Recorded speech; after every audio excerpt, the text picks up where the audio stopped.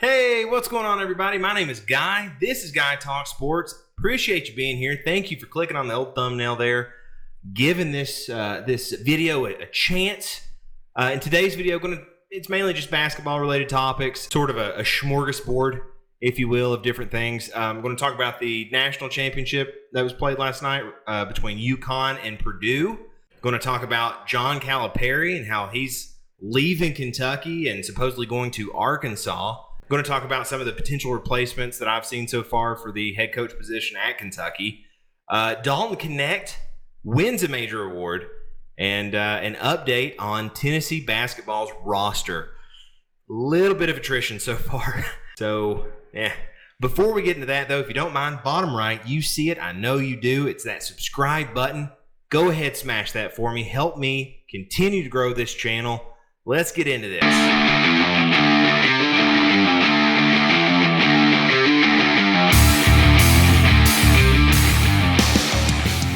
So I'm not going to go super in depth with the national championship game. Just going to give kind of my initial impressions of the game. I thought UConn looked borderline unbeatable at times last night. I don't know how you're supposed to beat that team. They are very, very good.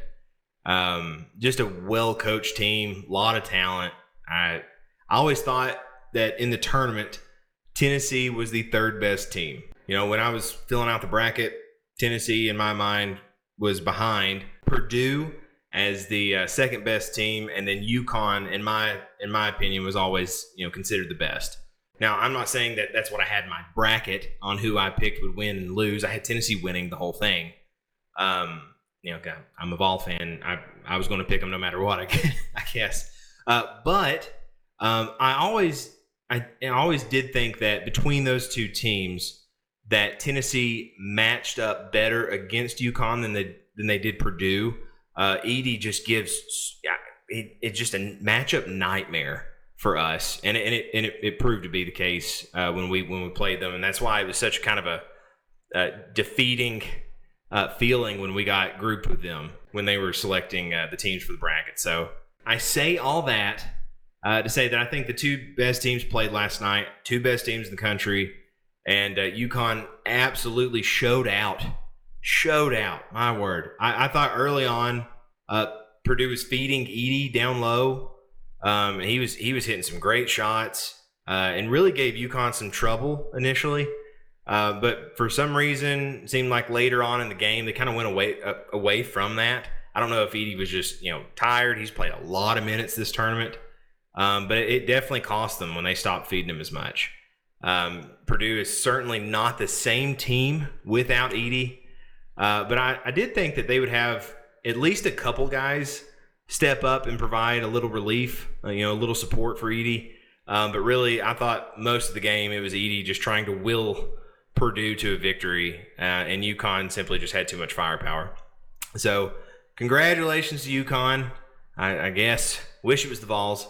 But congratulations, UConn. Amazing season, amazing tournament, and I think they showed why they were considered by most to be the best team in the country. So next order of business, let's talk about John Calipari, because he is leaving Kentucky, supposedly heading to Arkansas. I don't know if it's officially been said yet at the time of this recording, but that's where everybody's saying he's going to go. A ton of people expected Kentucky to drop Calipari after that first-round loss in the tournament a few weeks ago. Kentucky seemed to remain loyal. Calipari said not so fast, and he really seemed ready to kind of exit stage left and head to the Arkansas Razorbacks. So look out for them next year. Say what you want about Calipari. He's a great coach. He has over 800 wins. He's a future Hall of Famer, so he's going to have that team good. So they're going to be an up-and-coming team next year for sure.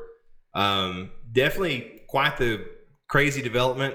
I think everybody after that kind of initial wave of pushback from the fans wanting him gone, after that kind of all kind of died down, it really seemed like he was going to be the head coach at least for another year at Kentucky, but not the case, it seems. So who could be some of the prime candidates for the head coaching vacancy at Kentucky? This is not an official list by any means. This is simply what I've seen on message boards and things like that, this is no official list whatsoever. But so far, I think I've seen Dan Hurley's name thrown out, who's the head coach for UConn. I think he quickly said he had no interest in Kentucky.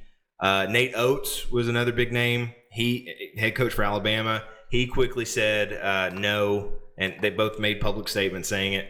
I've seen Billy Donovan for the Bulls. Remember, he was the coach at Florida for a long time. I've seen Scott Drew, who's the head coach of Baylor. I've seen the recently retired Jay Wright. I believe he coached Villanova.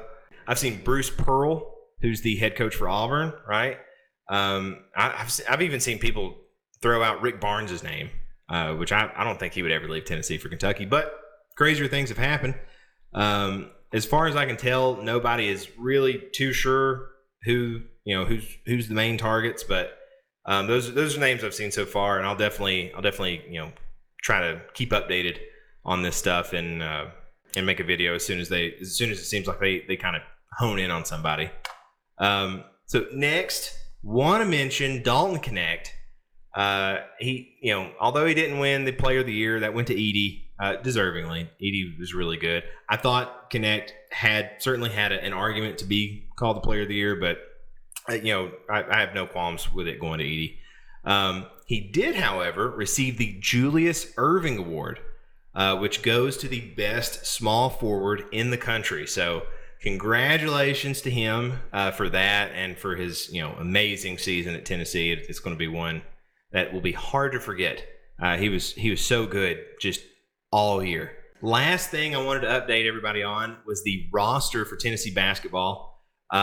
With the current climate of NIL and transfers, Tennessee suffered multiple losses so far at this point. Now you have Josiah Jordan-James, Dalton Knecht, and Santiago Vescovi. They've all used up their eligibility. But Freddie DeLeon and DJ Jefferson have both entered the transfer portal. And I was really surprised with this, but it's a pretty recent development. Tobe Awaka looks like he's going to be entering the transfer portal as well. And I'm really disappointed on that one. I think ultimately there was just too many people vying for that position. So I certainly don't blame him. But I'll definitely miss him and his playing style. He was a big-time competitor, played really physical all year, and that's somebody we'll miss next year for sure. He just – honestly, I think he did the best guarding Edey in their last game. Definitely somebody we're going to miss. But that's all I got today. Like I said, just kind of a plethora of different basketball topics to talk about. Thank you so much for tuning in. The channel continues to grow. I really appreciate it. If you don't mind, throw a comment down below. Let me know what you like about the video. What were your thoughts on the national championship? Who do you think is going to be the next head coach at Kentucky? Are there any names I missed on my list so far? If you don't mind, like the video. That really helps me out. And as always, please hit that subscribe button for me. Help me continue to grow this channel. Go Vols, and we'll see you next time.